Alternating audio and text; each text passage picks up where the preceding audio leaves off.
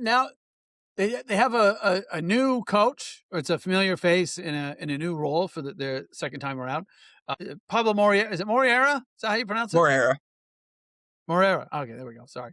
Didn't pay too much attention to him when he was somebody's assistant coach.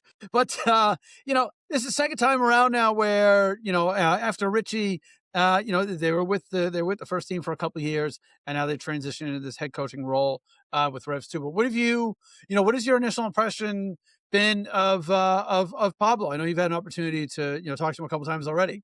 Mm. Yeah, no, he's a very nice individual. He's kind of, with the whole Richie situation, it was kind of like it felt like he was kind of just there, so they kind of threw him there. But I really get the sense of belief that like the organization is kind of really rallying behind Pablo and kind of wants him to succeed, and it's kind of giving him that opportunity to kind of learn and grow from this type of experience. Yeah, I mean, is this his first time being a head coach at Hmm. ever at any level? I mean, he's been in the game for a long time, so he's experienced. But it seems like at this stage in his career, he's decided to, to kind of go out on his own, which I'd imagine must feel pretty liberating.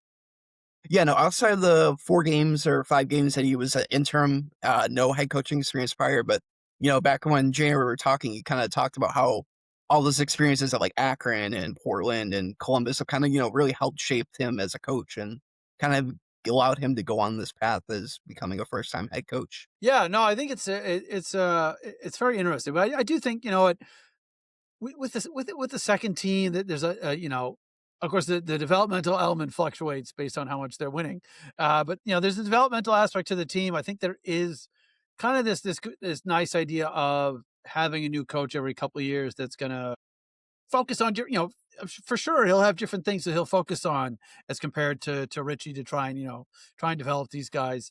And yeah, so hopefully that works out. But like you said, I think you spoke really highly. He makes himself available. He's happy enough to do interviews, and I think that's really kind of a key part of that role, right? You've got to get out there and talk these guys up, because we're going to be hoping to see some of these guys come through, with the first team. But just to reflect on Richie, a little bit, uh, you know, what what do you think Richie did well uh, in his time with the team? And then, is there any one specific area that you think Pablo could maybe improve on? Yeah, so definitely like the one biggest thing about Richie, I think, is kind of, that kind of, commitment, again, finishing the year with 4 wins, being brought back and then coming back and kind of flipping around, kind of not letting the spoils of that year prior to kind of messing up things in the next year.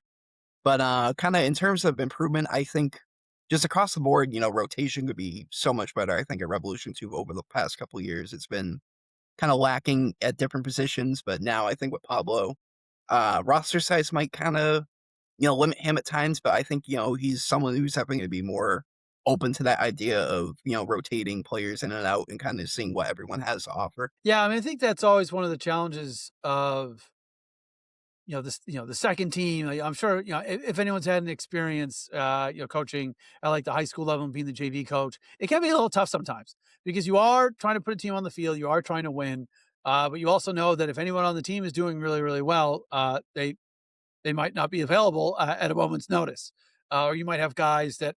I remember I used to have guys that would get like shuffled down from the varsity team that were obviously not too happy about getting sent down to play for the JV team. And imagine there's maybe somewhat of a similar feeling, right? These guys don't get in the game on Saturday night for the Revs, and it's like, oh, okay, I gotta trudge on over and play for and play for Revs too.